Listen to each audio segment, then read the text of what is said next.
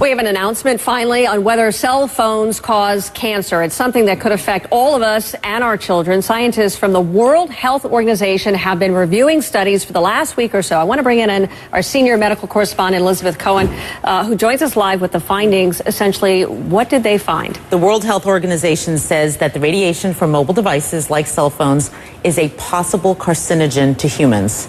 This is a very big deal because you and I have done segments about this before. Sure. It has gone back and forth. And this is really the first time that a large group, and it doesn't get any more sort of prestigious in many ways than the WHO, to say that it's a possible carcinogen.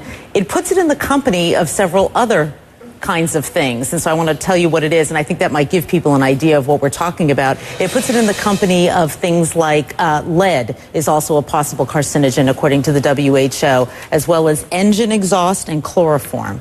So that sort of gives you an idea of the kind of risk that we're talking about so here. I can't help but ask, I mean, should we be alarmed? Should we be freaking out over this information? You know what? I really hope that people who are listening to me are not freaked out.